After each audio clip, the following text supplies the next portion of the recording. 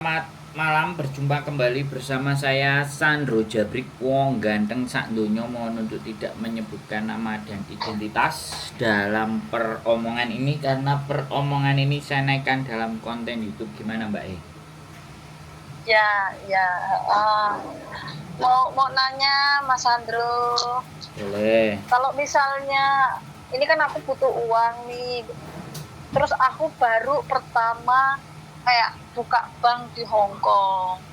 Nah, terus rencananya itu uang yang udah masuk di bank itu mau tak ambil semua, itu bisa nggak sih ya Mas Sandro ya? Bisa. Nggak banyak sih, uangnya sekitar 25, mau tak pakai buat beli tanah gitu. Bisa. Tapi kalau di ATM itu kok cuman 1000 apa aku yang nggak bisa bahasa Inggrisnya ya? Ya sampean yang nggak bisa. Biasanya kalau ATM itu sekali ngambil bisa 7.000 sama 8.000 kalau saya sih.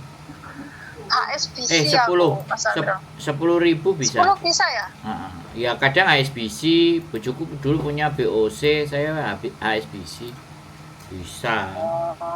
Aku kemarin tuh 1000 sampai dapat SMS dari apa kayak pemberitahuan kayak dikira akunnya dibobol gitu loh Mas. Terus aku mikirnya ininya apa aku yang nggak bisa, caranya ngambil sekaligus banyak gimana? Mikir aku. Ya wis, sampean usaha kalau nggak di ATM ya sampean datang ke banknya nanya tarik tunai. Boleh. Butuh ke banknya. Nggak ada masalah. Paling sisain 500 apa. Soalnya kadang gini Mbak, kalau di Hong Kong itu kalau di bawah 10.000, kalau nggak di bawah berapa 5.000 itu per bulannya ada kena potongan. Tapi kalau yang di atas beda-beda ya, ini tiap bank. Kalau di atas angka tersebut dia nggak ada potongan, jadi uangnya utuh. Paling nambah bunga aja dikit, bunganya paling berapa dolar gitu aja. Iya, itu biasanya potongannya berapa Mas? Kalau di bawah 5.000? Setahu saya 2 dolar, kalau nggak 3 dolar Mbak. Nggak gede kalau di Hong Kong. Kalau di Indonesia 12.000. Kalau 12.000, 10.000, 12.000, 13.000 itu tiap bulan kan dipotongin. Biaya admin. Kalau di Hong Kong nggak terlalu karena kan yang pakai banknya banyak. Iya. Mas Sandro, aku mau nanya, kalau misalnya sampai kayaknya itu di postingan Facebooknya nyalurin juga kerja di Makau ya. Kalau company itu apa itu Mas? Gimana caranya? Oke, saya sampaikan lagi, udah tanyanya gitu. Sebenarnya saya nggak nyalurin Mbak. Saya itu cuman menginformasikan supaya anak-anak, sekali lagi, supaya teman-teman itu tidak kemakan calo. Calonya Makau ugal-ugalan soalnya. Calonnya Makau nggak kira-kira, potongannya bisa sampai 20.000, 15.000. Apa nggak gila? Makanya kan saya menginformasikan bahwa kalau mencari pekerjaan di Makau itu tergantung sekarang dari mana ceritanya. Kalau ceritanya sampean sudah di Hong Kong ya, kepingin company di Makau ya, karena kita kalau company itu ada websitenya, namanya websitenya Hello Job. Kalau nggak website, kita harus punya kenalan memang teman yang ada di Makau yang memang sudah bekerja di company. Nah, saya pernah punya teman yang kerja di company 2 ya. Terus saya mencoba menginformasikan ke dia karena dia teman baik sama saya dan saya percaya. Itu selalu anak yang berangkat ke Makau itu jatuhnya mengecewakan. Jadi dicariin pekerjaan itu ya kasarnya ngomong itu tahu terima kasih itu nggak ada. Terus main ngilang-ngilang aja, ya kan? Otomatis kan kalau dia sudah ada di sana kan dia membawa dan merekomendasikan. Nah kalau orang nggak dipercaya, sampai akhirnya dia selalu bilang eh bantune ora kira-kira, bantune gak kira-kira, oleh ora sepiro. Nah, ngewangine ra kira-kira, bantune ra kira-kira, oleh ora sepiro. Nah, itu loh, Mbak. Jadi Iya. jadi ketika sampean mau di company ya untuk menjajaki sendiri, nah nggak pakai orang Indonesia itu kan senengannya jaga no. Heeh. Nah jaga no ini sing barai makelar, calo, penipu, garangan ini hadir datang karena kita jaga no, karena kita ngerti orang ini pengen enak instan. Nah, kalau ke Makau sampean cari website Hello Job, di situ pekerjaannya banyak. Dan di situ cenderung kalau sampean ketemu perusahaannya sendiri, itu sampean nggak perlu bayar. Itu satu. Cuman arek-arek nek disuruh ngelihat website terus baca ya kan, terus memenuhi persyaratannya, itu mending ngejak tukaran gitu. Iya. Gak dianggap. Benar. Nah, terus caranya gimana supaya dapat ke Makau? Ya kita jadi ART dulu, pindah ke Makau. Nah, kalau jadi ART, asisten rumah tangga, domestic helper, itu sampean cari aja fanpage Makau domestic helper, itu aja banyak majikan. Nah, kalau nanti sampean ketemu majikan langsung WA, majikannya langsung mau nemuin sampean, berarti itu langsung majikan. Tapi kalau nyuruh bayar dulu, nah ingat-ingat ini, ingat-ingat ini kunci. Nek disuruh bayar dulu, berarti dia agent. Jadi kita inbox, ya kita inbox, yes ma'am, yes sir, I'm interesting with your job. Oke. Nah kita, ya udah, kapan kita ketemu, kita ke Makau. Nah habis itu kalau majikan beneran pasti dibawa ke rumahnya. Liatin rumahku kayak gini, kamu kerja sikung sehari 2 hari kayak gitu misalnya. Ya udah, cocok sama dia diprosesin. Karena proses itu paling mau 300 mop, 200 mop, nggak sampai 1000-an, nggak sampai 500-an proses. Cuman medical loh Mas di sana. Cuman 1 tahun, nggak ada. Jadi Makau ini nggak ada kerjasama sama Indonesia. Jadi nggak diurusi PT, juga melalui KJRI, wis deal-dealan langsung. Makanya di situ kadang-kadang KJRI menghimbau untuk teman-teman tidak bekerja di Makau. Lah tapi kalau ternyata penak nyambut gaene piye? Ya nggak bisa marah. Tapi kalau ada persoalan dan masalah di situ yang agak repot, kita harus melindungi diri kita sendiri. Kan seperti itu, Mbak. Soalnya kemarin aja ya, makanya kantor kedutaan KJRI itu kan adanya di Hongkong. Di Makau nggak ada. Paling cuman perwakilan cabang, paling sewa rumah gitu aja.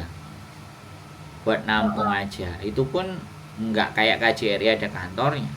Tapi ya sudah, aku nggak terlalu mikirin itu. Aku cuman membekali sampean di saat sampean benar-benar pingin ke sana. Nah, kalau sampean sudah 1 tahun, nih sampean udah masuk sana nih. Ya sampean muter-muter. Cari perusahaan, cari agensi, pokoknya cari info loker, ya kan? Karena kan otomatis sampean sudah di sana setahun, cari. Nah, begitu ketemu, enak, pindah. Ya kan? Gaji bisa 9.000, 12.000, 11.000 tergantung kemampuannya sampean. Ada. Saya punya teman kerja jadi resepsionis.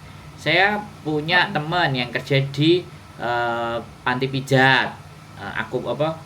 Pijat kaki itu loh, refleksi. Saya ada. Tapi saya nggak mau kasih orang lagi ke mereka, malu saya. Malu. Nggak sesuai ya. Bukan tadi loh, bantune ra kira-kira le ra sepiro gitu loh. Yang ada malah nggak jelas gitu loh. Gitu. Jadi lebih baik ke sana itu ke PRT dulu ya Mas ya. Kalau udah kenal sana baru. Ya menurut saya gini, saya cuman memberikan pandangan. Ya, sekali lagi. Saya cuman memberikan pandangan dan belum tentu pandangan saya itu juga benar. Tapi kalau sampean logika, sampean pikir telaah gitu kan. Makanya anak-anak itu kan kembali lagi semuanya. Kalau mau cari kerjaan itu teman-teman itu ndak mengenal siapa yang mau bantu gitu. Asal di Facebook terus ditawani ngene-ngene bayar sekian kok penak men kok gampang. Iya kan? Akhirnya ya wis lah. Tak bayar, moro-moro merongos, nomornya diblokir. Terus nek kayak ngono piye jal?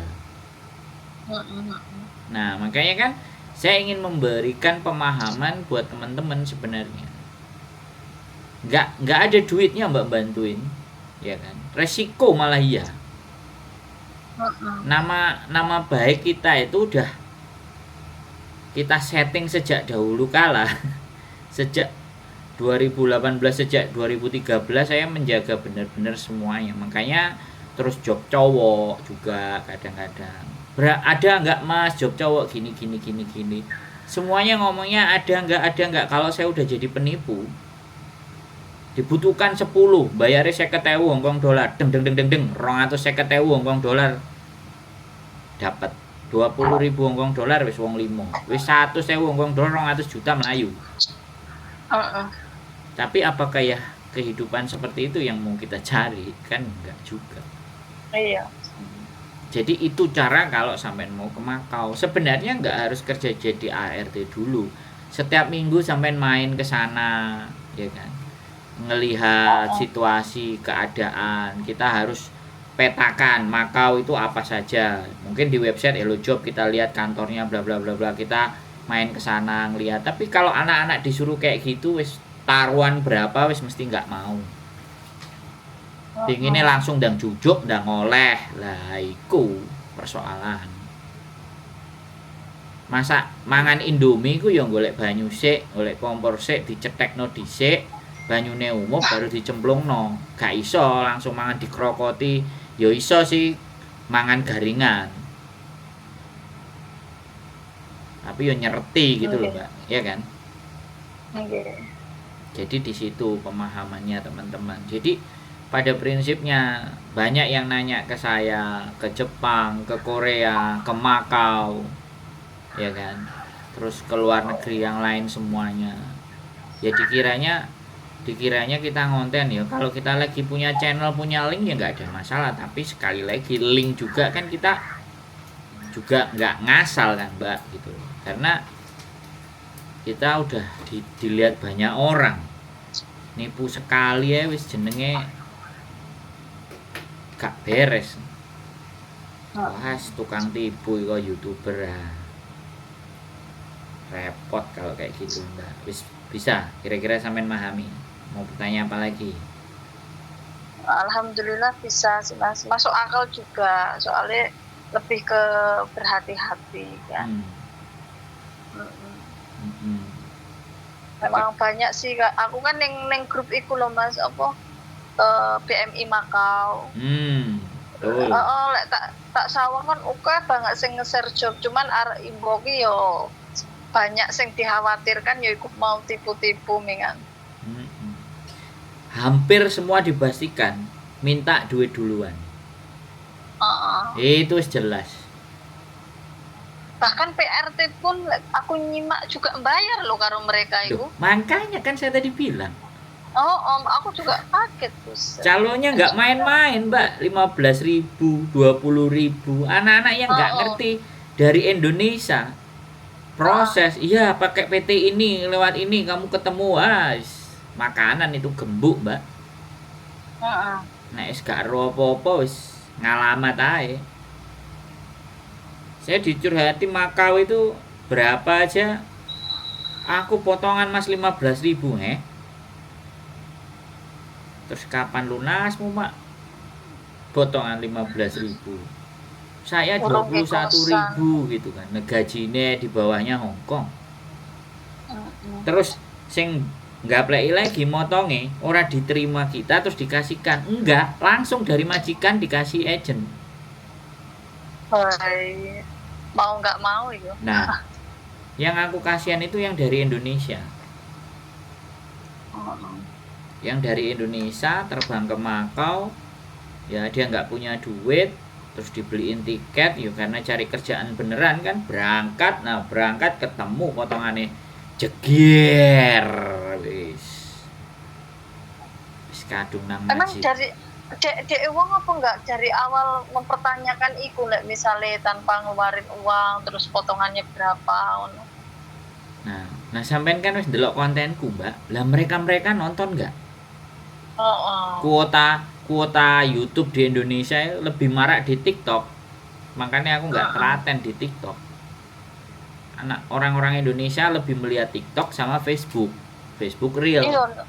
Terus ning TikTok juga kan memang wow sih dek Mas iki apa kaya terlalu berlebihan juga makanya oke sing tertarik. Nah, sampai nonton YouTubeku mengkonfirm make sense, maksudnya sense-nya main gitu. Critical thinkingnya itu terus berpikir, sampai sak ngono. Kok nawani ngono. Nah, kayak gitu kan. Nah, sedangkan mereka nonton YouTube gue belum tentu thumbnailku lewat. Ya kan. Jadi terus yang membahas tentang bagaimana sebenarnya proses bekerjanya dengan baik dan benar itu kan nggak semua orang bisa menjelaskan situasi keadaan. Iya, soalnya mereka juga selalu menunjukkan sing indah-indah sih Mas. Itu salah sijine.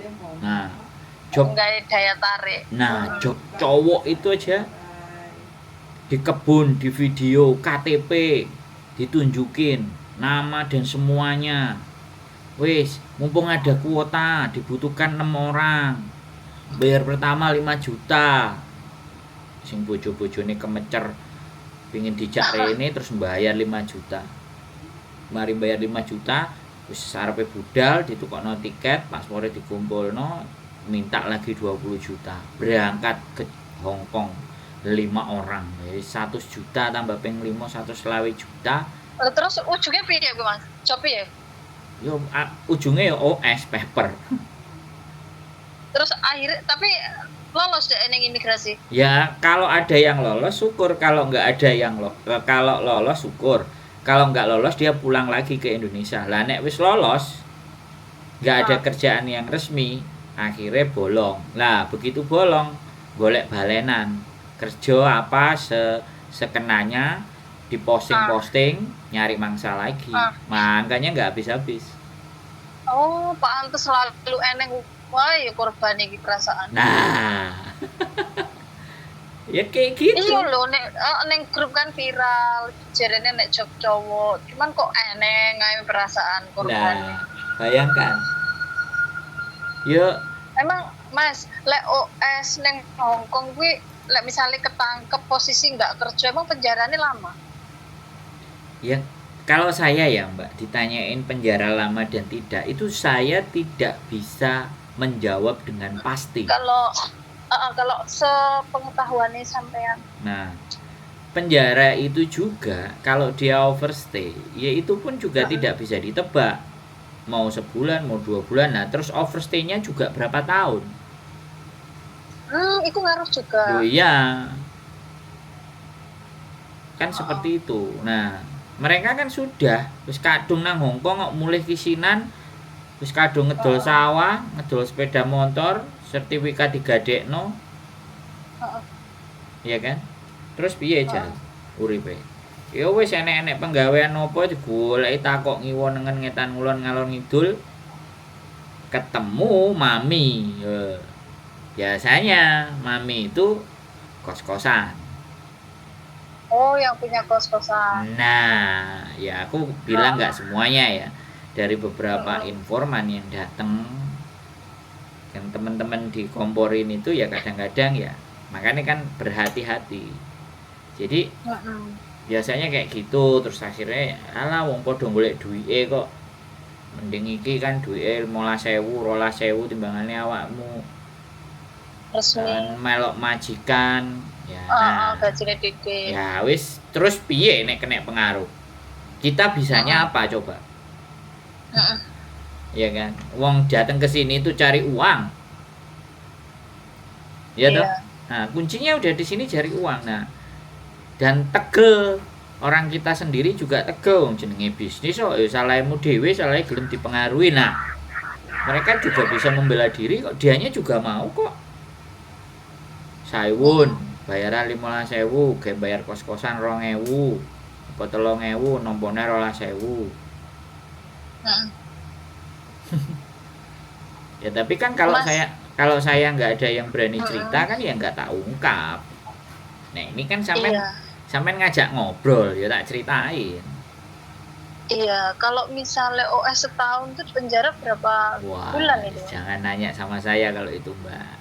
Oh, Saya iya. nggak bisa make sure hukuman di Hong Kong itu patokannya apa, kriterianya apa. Wong saya nganterin 3 orang, 4 orang itu dengan beda-beda. Ada yang 6 tahun overstay, ada yang 8 tahun overstay, ada yang 2 tahun overstay. Itu semuanya beda-beda hukumannya juga. Masuk penjaranya juga beda-beda lah ya. Terus aku bingung kan. Heeh.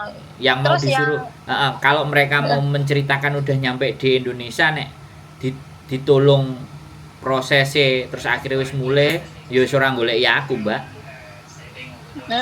kayak gitu ya. Loh ya, Aturan kan maksudnya buat pengalaman yang lain, berbagi informasi itu kan ibadah juga. ya itu kan sing wis sering nonton kontenku mikirnya seperti itu, ketata.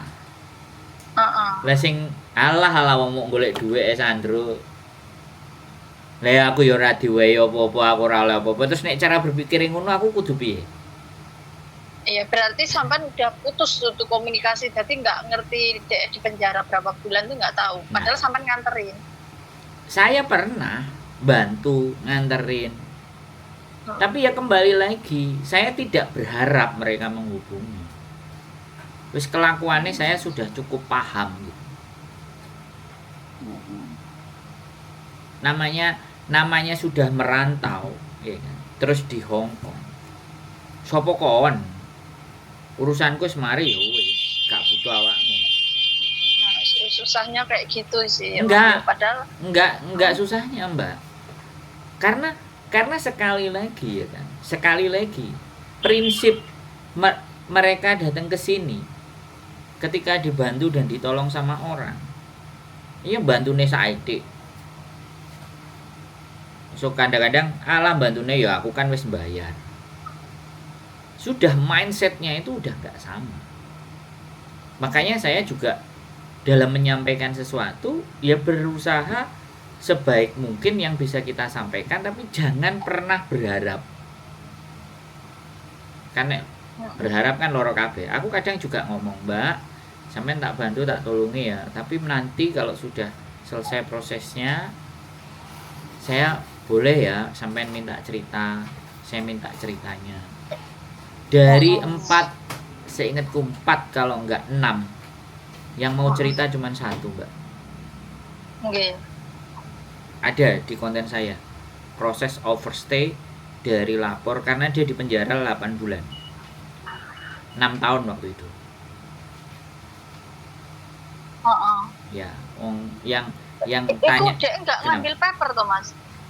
Enggak, OS. Kalau saya sih menyarankan OS aja, jangan sampai paper kalau saya sih.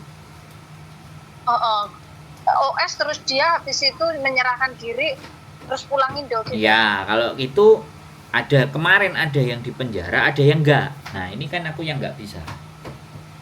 Ada yang balik ke kos-kosannya terus pulang. Nah, mungkin itu yang overstay-nya setahun apa 2 tahun. Tahanan luar mungkin ya Mas ya? Enggak, sebenarnya enggak tahanan luar. Jadi karena memang ada kebijakan dan saya enggak ngerti kebijakan, dan itu pun enggak akan pernah dibahas oleh KJRI. Karena ketika itu akan disampaikan, diceritakan, maka membuat potensi peluang mereka mengambil langkah itu untuk ambil gampangnya. Iya, nggak salah juga. Lah saya ini kan kurang gawean toh, Mbak. Iya. Jadi makanya tertutup ya Mas. Ya jelas. Aku ini kan kurang gawean, opo-opo dibuka, opo-opo diceritakno kan kurang gawean. Iya, padahal itu kan kayak edukasi yang sangat penting. Takutnya pergaulan bebas, kayak teman ke teman. Kasih gambaran hidup di luar enak, tapi kenyataannya kan memang biaya hidup di Hongkong kan susah. Sampean ini kan sudah positif toh Mbak. sudah nonton aku, sudah sangat positif. Iya, aku sering sih ngomong Jadi channel sama. beda. Saya itu juga orang ngomong itu saya bisa ngerasain orang ini dikasih tahu temennya suruh nelpon saya sama orang ini nonton konten saya terus telepon, itu beda rasanya. Sudah bisa dibedakan, Mbak. Lah wong 5.000 nelpon. 5.500 apa 5.200. Kan jadinya mulai ngerasa saya. Jadi mulai start dia mau ngomong dan cerita itu saya sudah sangat memperhatikan ini apa yang terjadi sama dia. Makanya kan kurang gawean aku iki. Masalah wong Iya. diurusi. Terus kalau pulang tuh misalnya kita kan OS nih Mas, terus mau pulang Indo, kita beli tiket sendiri apa ya lama gitu prosesnya? Ya tunggu mereka menyelesaikannya. Jadi ada hal-hal yang mereka selesaikan. Kalau ini misalnya nggak butuh di penjara, itu paling 2 minggu juga sudah bisa pulang. Kalau nggak di penjara apalagi beli tiket sendiri kemungkinan paling kayak ngecek ada kasus kriminal nggak mereka ini. Ya, tapi kembali lagi nih Mbak, masih nggak bisa dipastikan. Oh, jadi belum fix. Iya, di penjara atau tidak itu nggak bisa dipastikan. Makanya kan saya itu mencari celah dan jalan untuk bisa nengok orang di penjara. Terus tak tanyain. Saya nyari akses kemana-mana itu agar saya bisa masuk ke dalam penjara, kemudian menanyakan sesuatu. Kan tidak boleh bawa apa-apa kalau udah masuk penjara.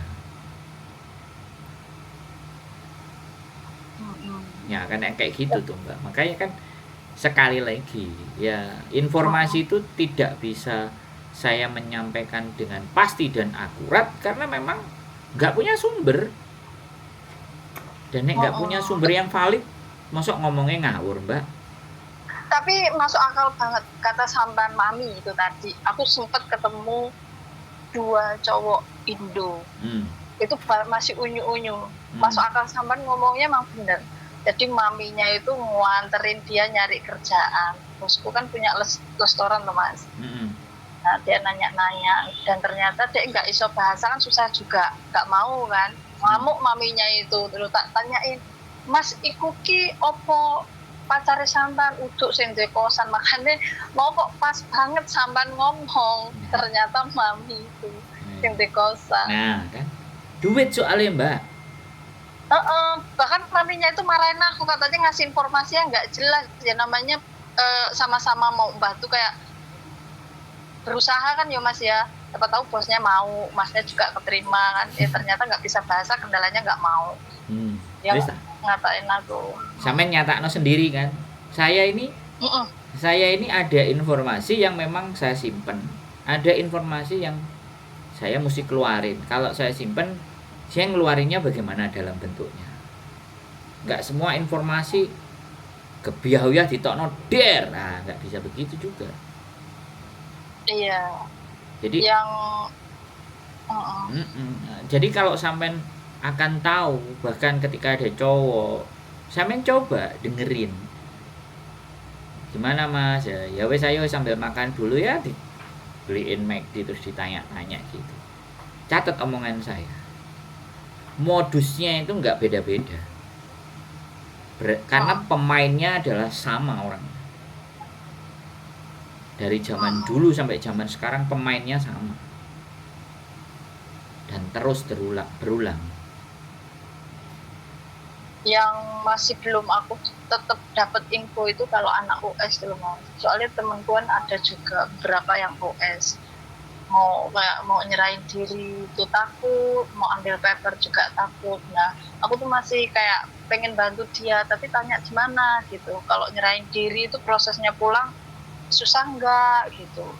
Terus kalau di penjara berapa lama itu belum dapat aku info itu. Nah sekarang gini, sampai nggak perlu nyari info dapat apa enggak.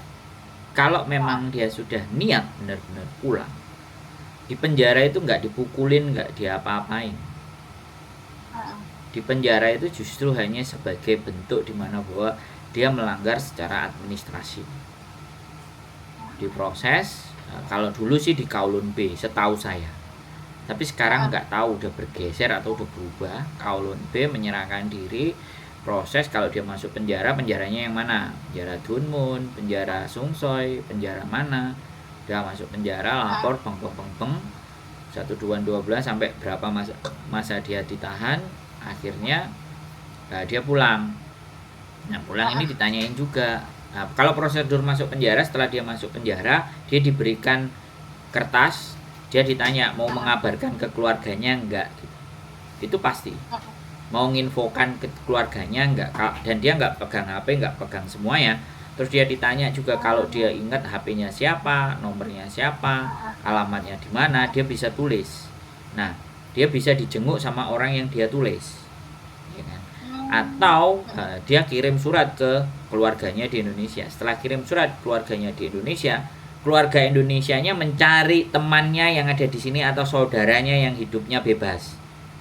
Ya.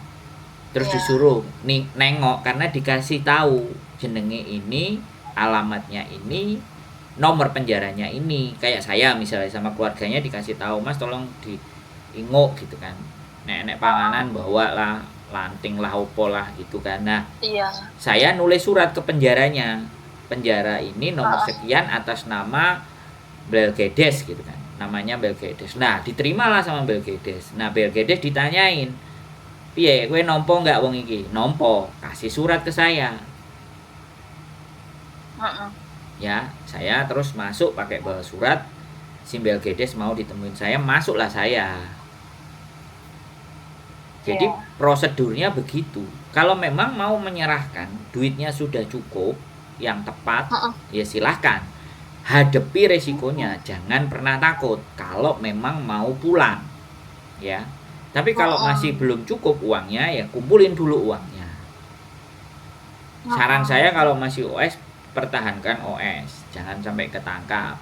Tapi kalau misalnya ketangkep, terus cek butuh duit, ya silahkan ambil paper. Tuwuk no gitu loh. Sampai enggak, Mas. Emang sampai kalau bener. Maaf. Iya, kalau misalnya kata Saman kan kalau masih OS pertahankan OS. Kalau bisa jangan ambil paper. Di sisi pemikirannya Saman itu apa sih perbedaan paper KPOS? Kenapa kok kalau bisa jangan sampai ambil paper? Sisi buruknya apa, Mas? Gini, kalau kita tetap OS 5 tahun 6 tahun kita sudah selesai, sudah pulang, kemungkinan masuk itu masih besar. Oh gitu, masih bisa. Ya, tapi masih, kalau udah kalau OS, itu OS, tapi kalau udah paper black itu udah selamanya mau masuk nggak bisa. Nah, saya nggak tahu. Sekali lagi, selama ini yang sudah pernah mencoba mental. Karena kan siapa tahu kontenku ini nanti dilihat 10 tahun, 11 tahun lagi kebijakannya berubah. Nah, saya hati-hati kalau ngomong. Iya, tapi sampai di titik ini overstay itu masih punya value dibandingkan yang sudah paper. Masih ada toleransi ya dia. Ya. Nah, kemarin ada yang selalu bilang, Mas aku udah pernah OS di Hong Kong, saya mau balik lagi ke Hong Kong. Aku bilang, sampean coba Mas, nek wis sampean mlebu, telepon aku, tak jengkopi aku bilang. Ayo Mbak, tak jengkopi, sampai nyampe sini. Sampai detik ini mereka sih jiper. Masih belum bisa masuk. Ada yang sudah masuk, enggak. Makanya saya enggak mau harap-harap. Iya, itu ditolaknya itu di Indo apa di sininya Mas? Ya, di imigrasi Hong Kong no. Imigrasi Hong Kong ya. Karena rekod kita itu 10, 11, 30 tahun itu tetap ada. Apa? Ciri bojoku, Mbak kayak jurnalis wawancara, ya nggak apa-apa, dia mau nanya. Di teman-temannya banyak yang OS, banyak yang paper kan. Mbak Mami ini kan juga apa-apa. Di Hong Kong ini hampir ya 9 tahunan lah Mas. Banyak temen yang udah di luar, tapi aku alhamdulillah masih di dalam. Nggak apa-apa. banyak cerita kan yang memang benar-benar aku nggak tahu 100%-nya akurat apa enggak gitu. Terus kadang ada keluhan juga, aku mau bantu kan nggak bisa gitu loh. Kayak ada sih banyak temen dulu di PT ini, aku cerita jujur ya Mas, kalau sampan mau lihat aku kasih linknya. Ini nih aku juga, karena aku tuh udah lama lost kontak sama dia. Kayak aku punya temen nih, anak luar juga, cuman iseng sih, aku kangen loh sama temenku si A gitu kan. Mana sih lihat, dia kepo sama fotonya kan ya Mas. Terus aku kasih lihat, tahu nggak Mas, dia itu jualan apem di aplikasi. Kalau sampean mau tahu nanti tak kasih. Nggak usah. Nah, nah itu karena saking ya mungkin dia nggak ada kerjaan, udah terlanjur hidup di luar, biaya hidup di Hongkong kan mahal ya Mas. Bahkan aku sempat ngehubungin dia, aku diblokir 3 kali lewat Telegram. Itu banyak banget Mas anak-anak Indo itu yang jualan di situ. Aku tuh kayak dikirimin linknya toh sama temanku, masuk kata dia, masuk lihat toh temenmu. Tadinya ya pengen lihat temanku satu itu, ternyata banyak yang lainnya juga di situ gitu. Tarifnya itu ya 500, 600 kayak gitu. Jangan dilanjutin. Seriusan? Ya, jangan dilanjutin karena saya juga pernah mewawancarai tapi nggak saya up. Saya pernah. Nah, makanya sebenarnya kalau kayak gini kan edukasi yang sangat-sangat apa ya, ngebantu untuk kedepannya jangan sampai overstay atau ambil paper. Nggak bisa Mbak. Tapi, jadi kita nggak bisa. Yang bisa kita lakukan ya sekali lagi bukan saya membuat atau menghentikan apa yang pengen sampai lakukan hal yang baik, itu nggak bisa karena ketika seseorang sudah masuk ke Hong Kong, ini nggak kayak di Indonesia.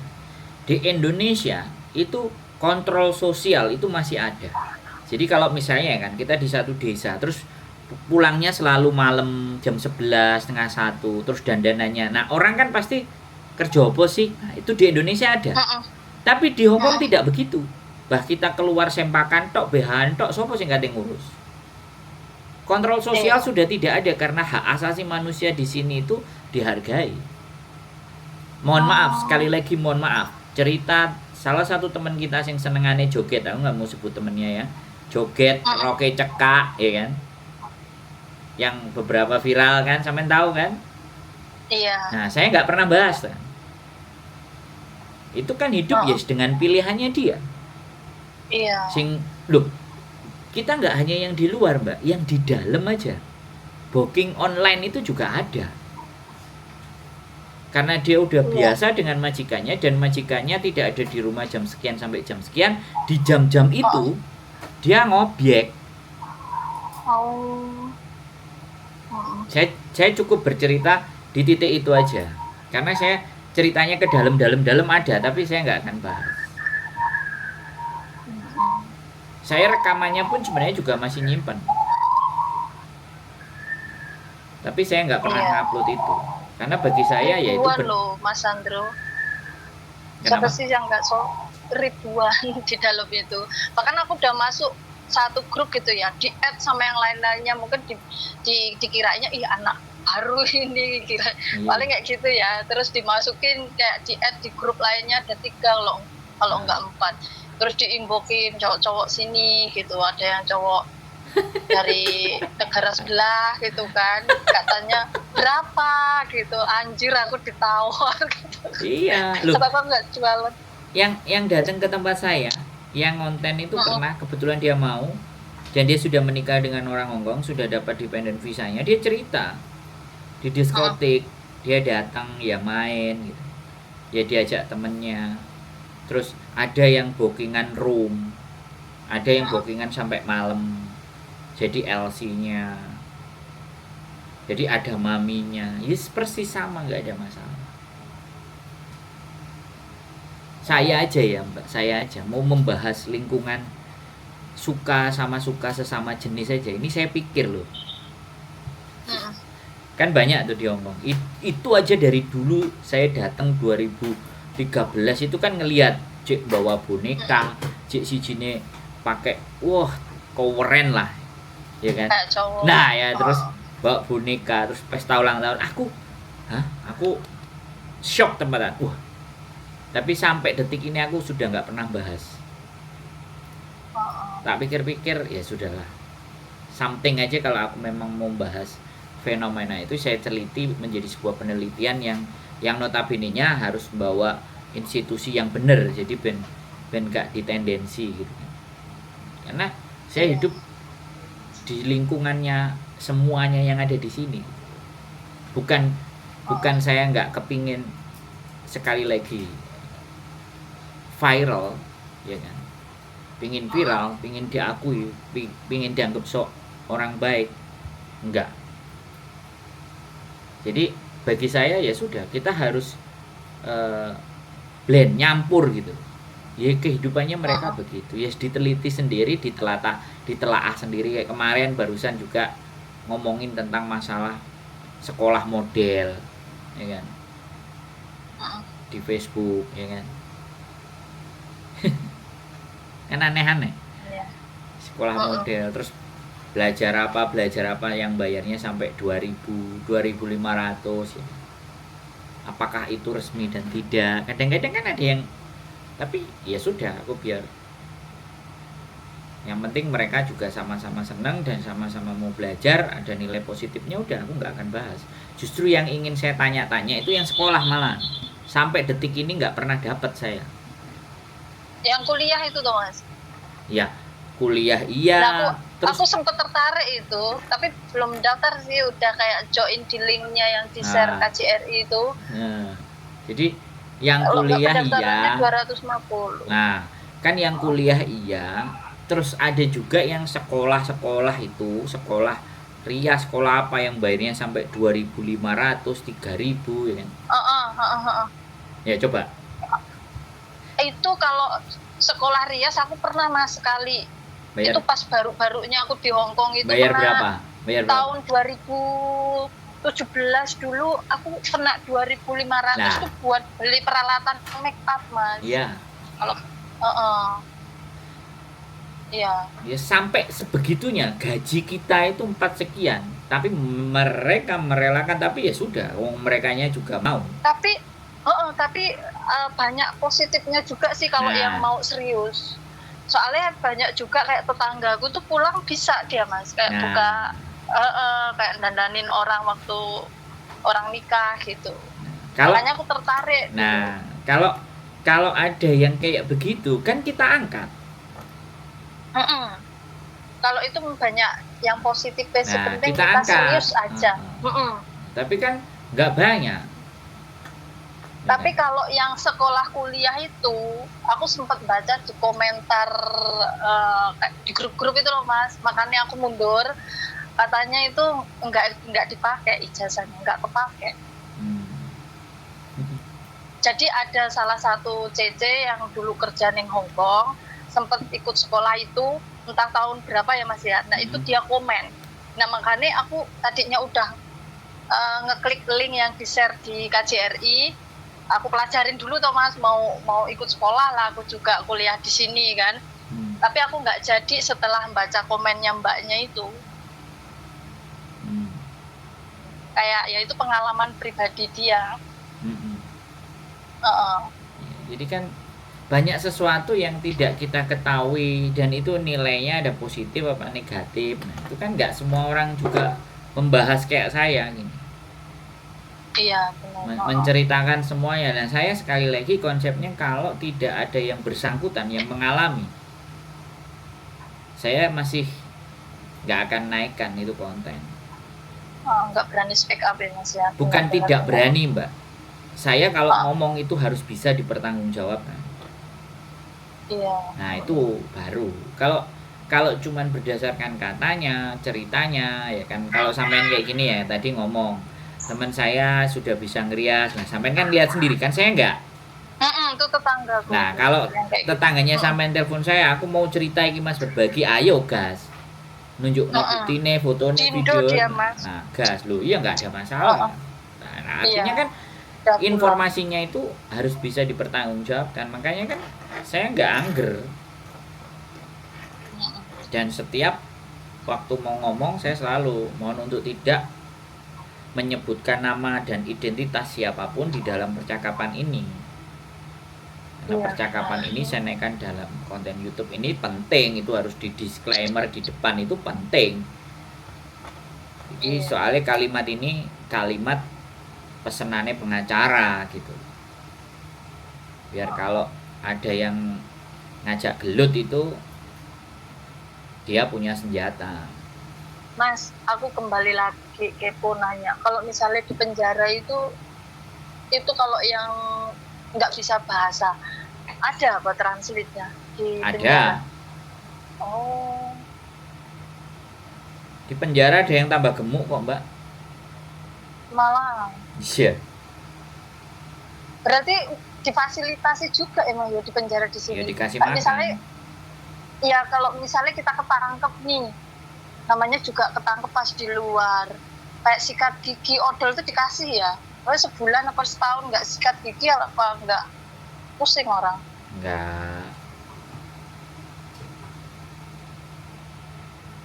Nggak ada masalah. Ayo. Makanya kan Kemungkinan dikasih ya Mas. Loh, kan dikasih. Kamu Oh. pingin siapa yang datengin kamu boleh. Oh, yang besok siapa Iya, boleh nanti dibawain boleh. perlunya apa gitu ya. Nah, kalau KJRI itu ada kunjungan rutin. Saya pernah punya temen juga jadi stafnya KJRI. Ketika saya tanya, dia bagian jenguk-jengukin. Nggak mau bener dia.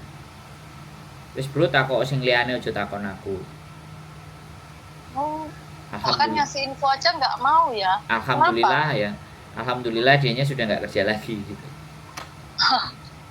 Loh, iya kan kembali lagi toh Mbak. Jadi sekarang walaupun pemerintahan, sekarang KJRI aja sudah kayak imigrasi. Tanda recording sama kamera itu sudah ditempel. No recording, no camera. Loh, apa? Wedi ya, viral. Kenapa? Loh ya, jangan nanya ke saya. Alasannya kalau mereka ya normatif, ya biar tidak disalahgunakan, barangkali ada orang yang ingin melihat gini-gini. Jawaban normatif aslinya ya. Iya. Nek mereka keliru-keliru ngomong, salah-salah ngomong, itu ben gak jadi viral. Itu logika saya. Tapi iya, aku sempat ada satu sih kayak gimana gitu waktu aku bikin paspor Mas, memperpanjang paspor itu bulan 6 itu ngelihat kan antri gitu kan, kenapa sih KJRI Hongkong itu nggak nyediain satu aja yang bisa bahasa Kantonis gitu. Aku sebagai orang Indo tuh kasihan banget nih, singkat cerita kan masih ngantri ya Mas Yopuan yang ada kayak pokoknya orang Hongkong udah setengah umur udah kungkung gitu, ceritanya dia mau loihang ke Indonesia. Nah kan dia datang ke KJRI nanyain pakai aplikasi apa, dia tuh nunjukin aplikasi namanya orang Hongkong kan nggak bisa bahasa Indonesia. Indonesia yo Mas yo. Nah si KJRI Hongkong nggak ada yang bisa bahasa Kantonis, itu diusir loh Mas, seriusan itu diusir. Itu di waktu itu diusir dan di depan mataku. Nah aku kan kayak kasihan kan, terus aku nyamperin, maaf Pak, boleh nggak aku bantu gitu. Terus akhirnya orang Hongkong itu kan ngomong sama aku, tak tanyain kenapa, kataku kan. Terus dia ngomong, aku tuh mau loihang sama istriku ke Indonesia, apa diharuskan pakai aplikasi ini. Nah aku terus ngomong kan sama KJRI, terus kata dia, iya yang ini. Terus dia nanya lagi kan. Nah itu kadang gimana ya, aku mau ngomong takutnya aku dipersulit bikin paspor. Kalau di kontenku ngomong aja, kan di kontenku paling sih diserang aku, saya siap. Iya, di waktu pas itu loh Mas, di waktu pas itunya itu kan sempet aku duduk udah kan mikir aku udah kelar, si kakek itu datang lagi nanya lagi, cuman kan dia nggak mudeng si KJRI-nya. Kakek itu nyariin aku lagi, mana Cece yang tadi itu, mana terus aku datang lagi. Terus aku tuh mau ngomong, Mbok ya ada salah satu orang aja yang bisa bahasa Kantonis, jadi ben nggak ngisin-ngisini gitu loh Mas, namanya kita hidup di negaranya orang, kalau nggak bisa bahasa kayaknya kurang pas, apalagi itu kan KJRI Ada Mbak, kedutaan. sebenarnya ada. Tapi kebetulan dia masuk di ruangan atau di lantai yang di situ tidak ada yang bisa kantonis. Tapi sebenarnya di dalam itu ada. Oh sebenarnya ada ya. Ada bagian nek setor dokumennya teman-teman.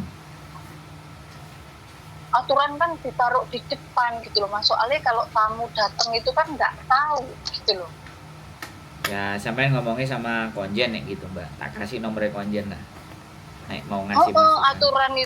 Aturan tuh kayak gitu. Jadi kayak orang itu misalnya keluh kesahnya apa puas gitu loh, datang ke situ langsung dapat pelayanan yang terbaik. Ya, namanya Konoha, Gitu. Mbak. Namanya Konoha. Jangan diusir. Datang nih sudah kakek-kakek ngos-ngosan kan, musim Nah. panas, diusir, ya Allah. Namanya Konoha, Mbak. Iya. Terus usirnya pakai cara hus-hus lagi. Aku kok kasihan ngeliatnya. Ya, gimana ya sekali lagi ya. Ya itulah Konoha sekali lagi saya ngomong ya. Makanya kan sampean pergi ke Hong Kong kan. Karena kita sendiri di tempat kita sendiri aja. Sampean bayang no, beberapa teman-teman yang pulang selalu bertanya, aku bawa HP nanti kena sita enggak? Aku kena IMEI enggak? Aku bawa barang ini nanti kena cukai enggak? Aku baru pulang dari Indo, fix masih kena Mas. Nah, kan? Seriusan. Aku tanggal 14 bulan 7 kemarin aku kan cuti di Indonesia. Bawa apa Baru aku bawa iPhone 14 Pro Max itu kena 1.020.000 dan nggak aku bayar karena kan masih balik lagi ke Hong Kong. Ya. Terus di situ kan di depan itu udah ada tulisannya, kalau dikenakan biaya suruh telepon ke nomor sekian gitu ya Mas ya. Itu digiring aku kan kayak di ruangan gitu loh Mas. HP-nya didaftarin IMEI, aku bawa HP 3 itu Redmi, Xiaomi sama iPhone 14 Pro Max. Nah, aku kan mau tak daftarin semua, katanya cukup 2. Oke, yang Redmi ku kan aku tarik lagi, yang aku kasih iPhone sama Xiaomi. Itu tetap kena, yang iPhone tuh dipisahin sama dia. Ini nggak bisa, ini terlalu katanya lebih dari 500 US, Hong Kong dolar itu loh Mas. Ya, terus 500 US ya terus. Terus aku nanya, kena berapa Pak? Ya kalau untuk HP iPhone-nya sendiri ini kena 1.020.000 Bu. Sedangkan aku cuma bawa uang cash 1 juta, udah tak pakai jajan lagi, cuma 900-an. Terus ya udahlah Pak, nggak aku daftarin. Terus kata dia kerja lama-lama nggak punya uang Bu. Sedangkan aku mau balik lagi ke Hong Kong, aku mau kayak gitu kan. Terus itu loh Pak, di depan tadi kan ada tulisannya kalau apa suruh bayar, pungli suruh nelpon, ya itu cuma tulisan kata dia kayak gitu. Nah, kan? Sampean dhewe kan sing ngomong lo ya, sampean sing ngalami dhewe ya, lho. Ini seriusan aku bulan 7 kemarin Mas, tanggal 14 aku pulang Indo. Baru masuk Hong Kong lagi bulan 8 tanggal 15 aku. Tapi kalau sampean masuk Hong Kong rasa lebih nyaman nggak? Lebih nyaman, nggak seribet pulang Indonesia, seriusan. Pulang Indonesia daftar IMEI itu susah banget. Terus pokoknya beda, padahal negara sendiri. Loh iya tuh, bener nggak? Konoha. Namanya juga Konoha. Papa duit gitu di Indonesia. Saya nggak jelekin, tapi ya kenapa sampean ke Hong Kong? Kita semuanya berangkat merantau ke Hong Kong karena di negara sendiri kita tidak benar-benar merasa dihargai. Iya, ya nggak ada masalah ya. Makanya kan kembali lagi kita mencari penghidupan yang setidaknya jauh lebih layak gitu, buat kita. Ya itu kan siapa sih Pak Beni itu kan katanya udah gembar-gembor itu kan ya Mas, katanya udah nggak ada apa bayar IMEI atau apa itu kan sering lewat di HP. Tapi masih bayar, mikir aku bohong. Ya namanya pejabat yang ngomong bawahannya kan, apalagi mereka kan beda jalur. Ya kan? Iya, di lapangan masih kena duit gitu loh. Itu buat apa bikin video-video ya kalau bohong gitu kan? Ya begitulah Konoha. Ya kan sering dia itu kan ngomong siaran langsung barang tuh Mas. Kayak Yes. dengan lantangnya udah nggak ini bebas biaya apalah nggak kena daftar IMEI bebas tapi bohong. Jadi kalau ngomongin bohong. Konoha Mbak, ngomongin Konoha itu udah nggak ada habisnya. Iya kan? Iya. Mau bagaimanapun, mau seperti apapun. Makanya kenapa ya sekali lagi, ya udah, bukan kita nggak cinta. Bukan kita nggak sayang dengan negeri kita, tapi kita rasa cinta dan sayangnya kita lampiaskan dalam bentuk yang berbeda. Salah satunya konten kayak gini kan. Konten Terus kayak, ada lagi Mas, info sekarang anak non tuh nggak bisa masuk Hongkong. Ini info langsung dari PT ku. Aku kan anak sering non nggak kayak bisa masuk Hongkong. Iya, jadi harus seriusan di PT Bukan. udah nggak mau. Sebentar. Hah? Kalau itu berita salah, bukan. PT-nya sampean yang nggak mau. PT lainnya bisa. Oh, soalnya memang benar-benar dari PT ku sendiri. Aku kan sering kayak masukin anak ya Mas ya sebelumnya ini ditolak. Pokoknya dari bulan 8 itu aku kan mau masukin temenku sekolah 2. Itu masih non. Nah, yang 2 Hongkong sama Taiwan. Itu masuk yang itu. Tujuan Hongkong semua. Nah, yang 2 nggak mau. Terus terpaksa dia ke Taiwan dulu. Udah nggak mau. Katanya itu banyak komplainan. Duh, ya iya Mbak, nggak salah. Jangankan sampean, bojoku aja kalau ada yang anak non mesti disuruh Singapura dulu apa Taiwan dulu. Iya. Bojoku juga nggak memproses yang non. Karena sekali lagi PT hari ini itu cepet ndang payu ndang budal, nyampe di sininya mumet dase. Iya, Di susahnya di internet situ. dan semuanya. Jadi bukan anak non nggak bisa, tapi di PT itu tidak menerima lagi karena banyak komplain. Nggak mau proses dia. Iya. Jadi harus diklarifikasi. Sampean klarifikasi jangan di general. Jadi PT itu saja yang tidak menerima lagi proses non gitu. Karena gini loh Mbak. Saya ceritain. Proses non ya, sekali lagi kenapa PT males. Proses non itu belajarin dia. Ya. Naruh dia di tempat PT. Ngasih makan mereka, ngajari mereka, ya kan. Tapi begitu proses 2 bulan di interminate, 3 bulan di interminate, energinya kan habis. Batinnya nggak enek. Dan anak non itu agent ngambil anak non, agent Hongkong nih, bayarnya murah.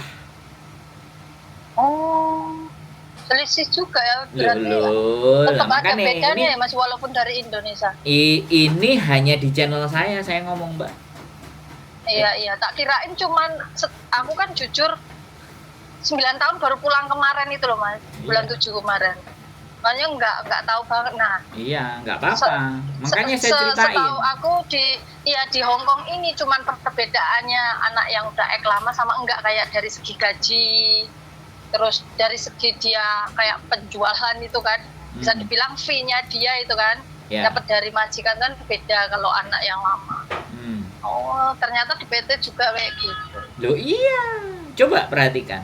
Yang kedua, ini tak ceritain lagi sama-sama. Dan hanya di channel ini, channel-channel lain nggak akan bahas itu. Ya. Siapapun agent atau apa nggak ada yang bahas ini. Kalau saya nggak ada masalah. Jadi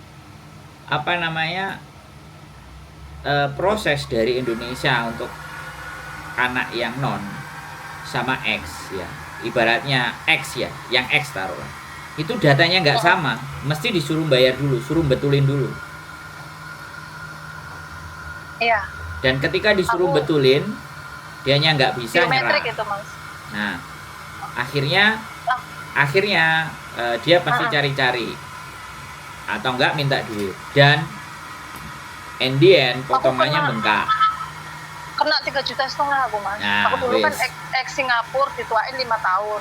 Ternyata nggak bisa aku Mas. Aku masuk ke Hongkong itu harus udah ngeluarin 3,5 juta itu buat merubah paspor itu tadi yang dituain 5 tahun mau pakai dokumen yang asli lah. Itu udah ngeluarin 3,5 juta, ternyata tetap nggak bisa. Soalnya wis biometrik kata sponsorku. Nggak bisa. Nah, sponsore kan yang ngomong. Iya. Sponsor jelas. Kalau lewat sponsor nggak bakalan bisa beda data. Disuruh bayar yang banyak tambahan. Nyari duit tambah bayar. Nek gak ngono potongan di belakang gepuk. Ah, pusing kepala. Nah, habis ini di KJRI kan setiap hari Rabu ada pendaftaran KTP verifikasi. Disamakan dengan data yang di Indonesia mau. Nah, sekarang kalau datanya wis gak sama mlebu di Hongkong, disamakan balik di Indonesia wis gak iso balik ke Hongkong. Nah, ya itu yang bikin aku takut. Bahkan aku kemarin kan Nggak usah pulang Indo ya, Mas. takut. Iya. Nggak usah Gini. takut. Sampean masih Namanya punya aku nomor kan- saya, nggak usah takut. Iya. Aku kan kemarin pulang Indonesia. Jujur aku kan dulu bikin KTP kan masih yang KTP jadul itu loh, Mas, yang Ya. manual tanpa sidik jari. Nah, dikasih tahu sama Mbak Yuku kan bojone lurah. Ayo nggawe KTP. Ya aku nggak berani tuh nggawe KTP soalnya nanti takutnya ketahuan kalau palsu. Sidik jari nih. Mental enggak? Jadi ini persoalan ini di sini tidak menyelesaikan. Akhirnya kan kalau kita membenarkan, kemudian kita ganti, kita akan proses sidang. Nah, proses sidang itu akan mondar-mandir dan riwa-riwa. Nah, wis jelas itu. Saya itu pernah ditanyain di grupnya anak beda data. Ada WA grup anak beda data. Jadi terus langsung nelpon aku semua. Terus berarti kesimpulannya fix nggak usah diganti ya, Mas, kalau masih pengen di Hongkong, bener nggak? Saya nggak berani menyampaikan. Saya langsung ngomong. Saya nggak berani menyampaikan. Tapi aku sempet juga nanya nih ke salah satu YouTuber Hongkong juga yang sering viral dia. Aku nanya caranya untuk bisa menyamakan tanpa apa bayar lawyer lah atau apa. Memang jujur kayaknya itu kan kalau 5 tahun tuh tua banget gitu loh, Mas. Apalagi aku masih pengen cari uang di sini. Kadang majikan juga kalau ngejeng CC terlalu tua kan mikir-mikir kan, banyak keluhan ini nanti CC-nya kan. Pengen banget tak samain sama dataku yang asli. Tapi tetap disaranin nggak boleh dan nggak bisa.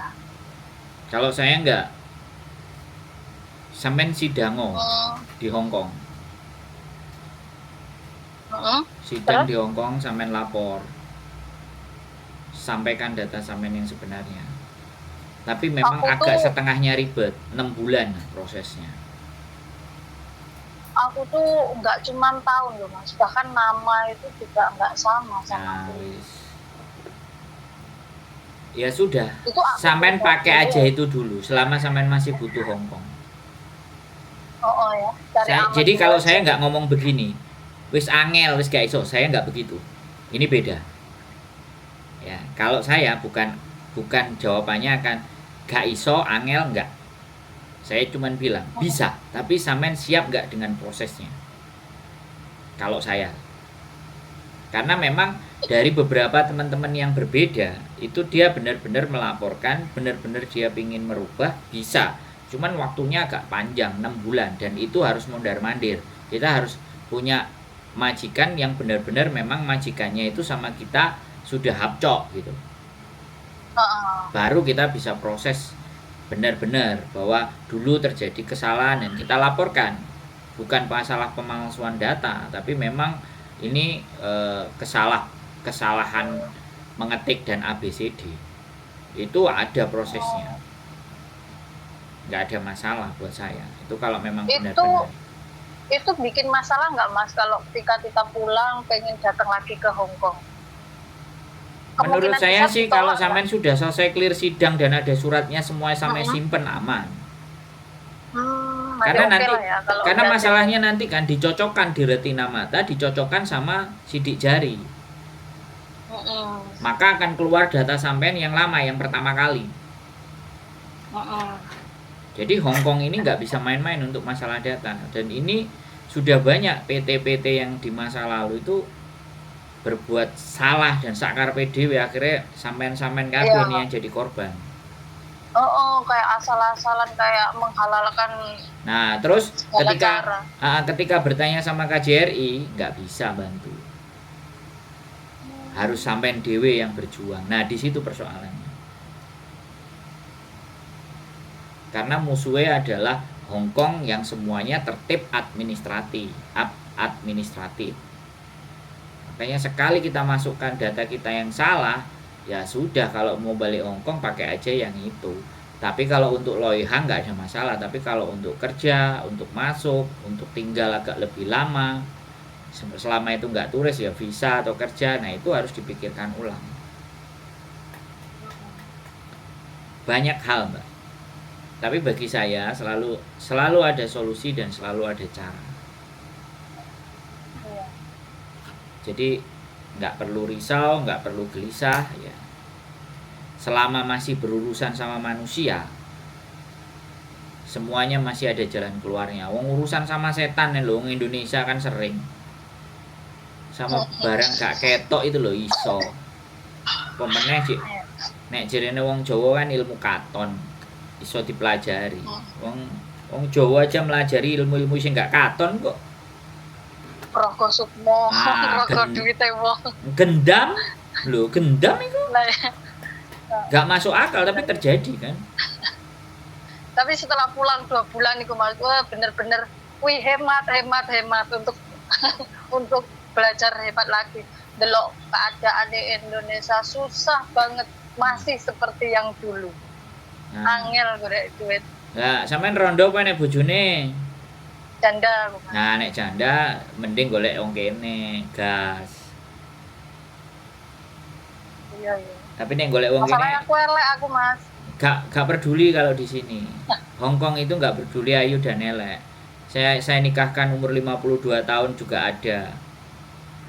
Umur 40 lawan umur 70 juga ada. Umur 52 lawan umur 70 juga ada. Gak menutup kemungkinan. Laki-laki itu butuh teman hidup. Butuh dirawat, butuh dijaga. Dan ya nih Cece the best kalau untuk masalah itu. Iya. Dan gak nuntut. Nek wong sini mau nikah sama orang kita, ora diwai mas grombiongan, ora diwai duit atusan ewu Hong Kong dolar wis gelem. Cuman diwai KTP wis aman. Ben iso kerja bayarannya 18.000, ya enggak? Ini seru ini kalau dibicarakan. Nek sampean mau kita bahas di episode berikutnya. Bagaimana teknik dan trik menikah dengan orang Hong Kong. Tak bahas sampai tak jelas no. Aku jujur ya Mas, enggak munafik. Aku sempet diwarai koncoku. Dek kan rapiar wong kene tak tekoni. Aku kenalnya tekomen di toko aplikasi. Nah, aku sempet download sih Mas. Tapi dek enggak jadi mau main. Sempet download tapi aku izin soalnya kan aku elek arep ketemuan ku wonge shock. Ya enggak apa-apa. Namanya loh, sing justru dari aplikasi itu dari hampir 48 apa enggak 50 pasang yang saya nikahkan. Itu kalau ada 7 kalau enggak 8. 10-an lah, di bawah 10. Tapi ada 10-an lah yang dari aplikasi. Oh, kenal lewat aplikasi itu bener-bener nyata berarti nyata. ya, Mas, ya? Ngomong kok mereka. Kenalnya dari mana? Iya. Ya kan cerita, nek jaluk tulung sama kita kan cerita. Kan kalau orang jaluk tulung sama saya, oh ya mesti tak tanggap no Mbak. Piye, bener kan? Iya. Nggak ada jaluk tulung nggak saya tanggap, itu nggak ada, mesti tak tanggap. Ada dan tidak ada masalah. Sekali lagi, hubungan percintaan kita tidak bisa menghalangi antara satu manusia dengan manusia yang lain. Bahkan Hong Kong pun siapapun wong OS karo OS podo nikahi ya iso. Paper kalau paper nikah ya podo iso. OS karo paper ya iso. OS karo KTP permanen ya iso. Kalau untuk hubungan menikah itu semuanya bisa. Mas, OS karo paper apa OS karo wong Hong Kong lelek ngerti OS ini nggak ditangkap sama mereka? Ya kan lapor. Oh. Dihidupkan dulu datanya, baru menikah. Bisa. Saya pernah ngeterno, ya kan. Terus telepon DE, terus akhirnya ya wis, dokumen clear, nikah, bisa. Dependen pun punya. Sampai iso jadi KTP. Loh, lengkap ceritanya kita, Mbak. Kalau sampai mau Iya. model cerita yang kayak gimana nek aku pernah ngalami tak kasih.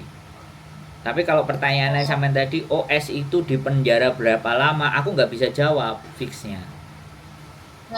Ada Jadi yang bisa di penjara, ada yang tidak. Tapi kalau sampai tanya anak dari OS terus jadi paper, terus akhirnya jadi dependent, akhirnya jadi permanen, tak jawab itu. Bisa. dependent sama permanen tuh apa Mas Ya bedanya? kalau dependent belum 7 tahun. Oh, Kalau permanen udah lewat 7 tahun. oh. Sudah nggak kegesek-gesek. Jadi yang dependent terus dipegat bojone terus piye jadi permanen yo enek aku ceritane. Yo roh carane. Kayak misalnya nikah 2 tahun kan masih dependent. Ya, Delalah nggak cocok. Ah. Pegat itu masih bisa kemungkinan tinggal di Hongkong ya tergantung kondisi. Sekali lagi kalau sampean mau tanya bab itu tak jawab, tapi nggak kita obrolan hari ini. Terlalu panjang obrolan kita nanti. Sampean kalau memang punya waktu main ke sini. Sampean catetin pertanyaan sampean A sampai Z. Ayo kita bahas. Aku seneng malah. Iya, aku orang seneng nanya-nanya ini, kebetulan majikanku di rumah sakit Mas. Jadi Nggak apa-apa. Sampean kumpulin sesuatu yang sampean penasaran dengan Hongkong dan sampean nggak tahu. Ayo, nggak menjadi persoalan. Iya. Nah, Ini kayaknya ngobrolnya kita kan udah lama, ya Mas ya. Aku makasih udah sampean udah ngasih aku ilmu banyak banget. Nanti masih lain waktu masih banyak. Sebenarnya aku bukan nyetop karena memang sudah 71 menit. Aku wedine tiba-tiba kameraku langsung pet. ya udah. Tapi kalau sampean kesini ibaratnya dia pet ya, aku pakai kamera lainnya masih bisa. Tapi kalau di sini terus tanggeng, aku takutnya kapasitas kameraku ini 2 jam deh nggak ngangkat, tapi nggak apa-apa. Ini tak coba ternyata masih belum panas. Sampean cek ngomong. Jadi banyak Mbak. Justru orang-orang yang kepo dan penasaran kayak sampean ini yang aku butuhkan untuk bikin podcast. Jadi biar panjang itu teman-teman itu bisa belajar, bisa ngelihat, iya kan? Yang disampaikan masuk di akal nggak, logik nggak? Jadi nggak cuman berita, cuman sepihak sebelah atau saiti. Kenapa kok A? Kenapa kok B? Kenapa kok C? Itu karena gini. Nah, itu kan bisa ditelaah. Aku butuh orang-orang kayak sampean ini 100 atau 200 orang untuk saya ajak podcast. Biar semuanya terkuak cerita itu. Aku masih tanya sih pertanyaan Mas. Ya, sampean catetin ya. Nanti sampean punya waktu kontak. Jam segini, jam 6, jam 7, jam 8 ini nggak ada yang nelpon. Teman-teman pasti lagi dinner, nyiapin makanan. Nah, jam 10, 9, 10 mereka udah kadang ada yang mulai selesai. Baru mulai telepon-telepon lagi. Boleh, sampean siapin aja. Iya, ya udah makasih waktunya ya, Mas Andro. Sehat selalu ya. Pokoknya tulis ya. Tak tunggu lagi nanti sampean telepon dan berbagai bentuk pertanyaannya sing ruwet. Iya, ya udah, makasih ya Mas. Sehat selalu yo, bye-bye. Assalamualaikum. Salam. Oke teman-teman semuanya, the best. Ini yang saya mau ajak ngomong yang kayak gini nih, yang terus ingin menggali sesuatu informasi detail, nggak banyak. Ini yang dinamakan critical thinking. Jadi dia kritis, dia bertanya, dia menanyakan, saya menjawab. Ya kan? Kalau sempat ada bantahan, dia cross check, dia ketemu ternyata ada mami juga yang saya sampaikan ya hampir-hampir bisa mirip, di cross check ya saya senang. Ya ini untuk bisa punya teman yang bertukar pikiran, yang mempunyai cara berpikir terbuka, menghargai pendapat orang, pengalaman